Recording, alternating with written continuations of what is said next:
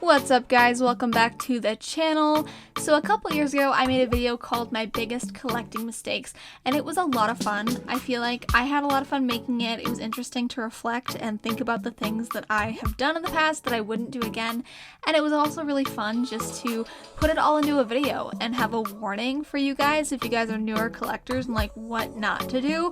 And even if you guys would do any of this, it's nice to just kind of have it in the back of your head just in case. So today we will be doing a part 2 of my biggest collecting mistakes. If you guys want to see part 1, I will link it down below if I remember. If not, you can just search it on my channel. I think it was from 2020. But yeah, it's a lot of fun. I'm excited to talk about it, and yeah, let's just go ahead and get right into it. Alright guys, so my first collecting mistake is something that's happened fairly recently, and so I wanted to let you guys know because I am kind of kicking myself.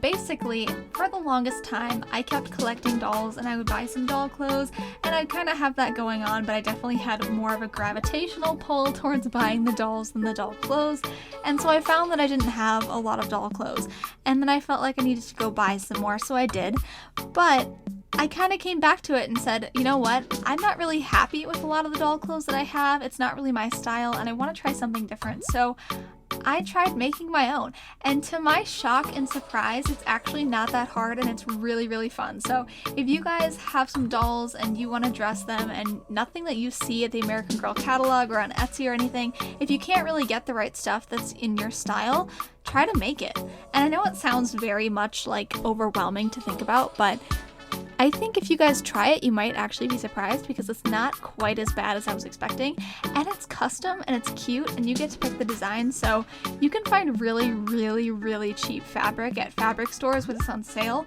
which is the shirt that Coven's wearing right now. It's an entire outfit.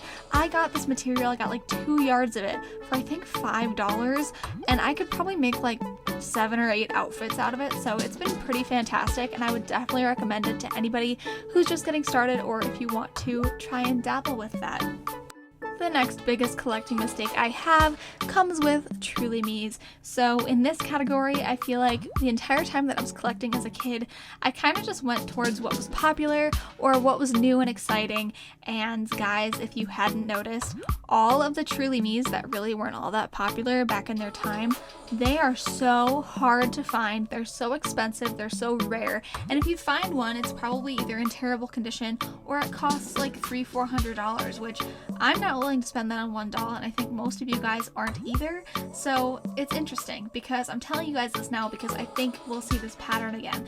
If you see any dolls that are kind of unique, kind of weird, kind of unusual, I guarantee you in like 5 or 6 years that'll be the doll that people are like, how do I get my hands on it? The doll that I think this is going to happen with, that's at the top of my mind right now, is the new Truly Me with straight dark hair and the pink highlights. I'll put a picture of her on the screen. I feel like this doll is probably not as popular as it's going to be in the future, and people are going to be looking for this doll because I think she's really cute, very unique, and I haven't really seen a lot of people buying her. So in that element, I wish I would have known that sometimes the Truly Me's that no one's looking at are the ones that are going to be worth money, are the ones that are going to be hard to find, are the ones that you're going to be kicking yourself later for not getting because the doll that you chose to get instead at the time is still either available at AG or it's so cheap online that you're just like, why did I make that decision?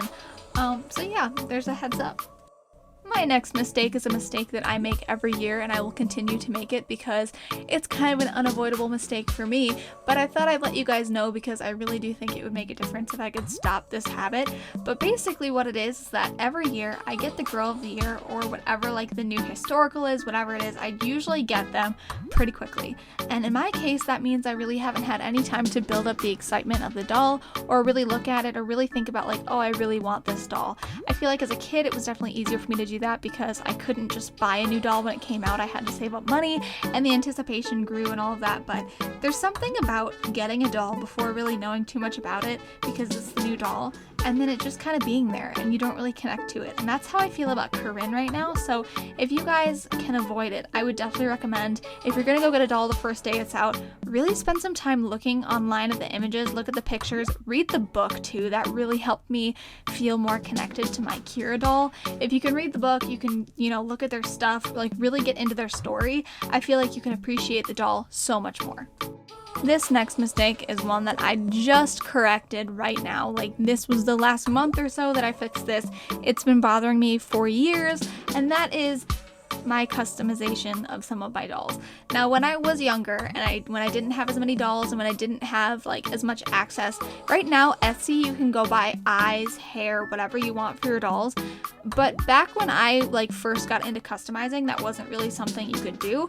And so it felt more like you had to manipulate the dolls you already have with the eyes you have in other dolls and playing with those dolls. And so what I would do is I would take two dolls that I was kind of meh about and I would swap their eyes or their hair or whatever it happened to be. And I guarantee you guys, 90% of the time when I would do that, I would be so unhappy eventually, because sometimes if you take a doll you actually like and mess with it, you're making it worse and you're gonna regret it down the line. So my big recommendation here is if you have a doll that you actually really like, don't mess with it. If you have a doll that you know you don't like already and you're very okay with, like, if it ended up going horribly wrong, you would sell it, great, go ahead. But if it's a doll you're connected to, you're attached to, you have good memories with it the way it is, and you do genuinely like the doll as it is, it's not worth it just to be impulsive and to do something exciting and to try eye swapping for the first time. I really would avoid it if possible. Of course, it's up to you. It's your doll at the end of the day. But just from experience, I'm gonna tell you, you might regret it. Alright, so for this next point, you guys are probably going to be like, wait, how do I do this? And I will tell you, I do plan to make a video because I finally have enough create your owns where I could realistically make it and have it be accurate and like have enough information. So basically what I'm going to tell you is before getting a create your own, make sure you know like what those elements actually look like, because the representation online usually isn't that great and it can be a little bit deceptive. So I want to let you guys know that if you're looking at getting a create your own, just make sure that you know what you're picking, or if you're really picky about stuff, that you've seen the pictures of that same, you know, combination or whatever you're thinking, because sometimes it can look really weird online. So Coven, I'm showing you guys her in particular because at the time when I ordered her, I was actually looking for a little bit of a darker skin tone for her. I wanted her to have a little bit more contrast between her gray eye and her skin tone. But it didn't happen, and I still love Coven. I'm going to keep her forever. She's amazing. It turned out great. But what I was expecting was very different than what I got. And so I think I'm going to make a video kind of showing you guys the different skin tones, the different eye colors, the different face molds, because the face molds online look nothing like the face molds on the actual doll, which I think is weird because they could just take actual pictures of dolls they already have and use that as like the image for the face mold. I don't know why they don't do it, but I'm telling you guys now, if you are going to spend that much money on a create your own, please do your research and make sure that every choice you make is something you're actually going to be happy with, because they don't accept returns anymore. Alright, so this next point, it's a little bit different.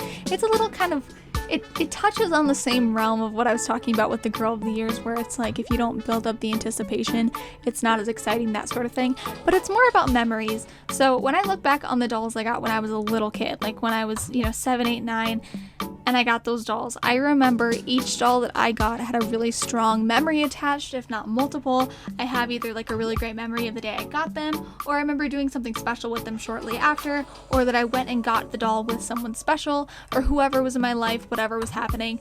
I remember that I had memories with just about every doll I got. But as I got older and I stopped prioritizing that, and it was easier to just get them in the mail or, make videos on them quick, I feel like those dolls, they don't really have the sentimental value to me. And that's kind of sad because the dolls that I did have memories with are always the most special. So I encourage you, whether that means that you make a full day of it, or just take the doll with you somewhere exciting, or take it outside and take some photos with your doll, whatever you need to do to make it like a core memory for you, so you can remember it down the line when you're older and you think back to your dolls and you're thinking like, what was it? Why was I so into them? You can have these memories that are special and exciting. And finally, guys, probably the most important lesson that I learned this year, the biggest collecting mistakes that I've been making for the last several years, is when it's time, just sell some stuff. I know it's hard, I know, and this is a battle that I've had for a long time, but in the last 3 months, I have sold dolls that I didn't connect with. I sold extra stuff that I don't use. I sold extra meat outfits that I had just because I thought, why not?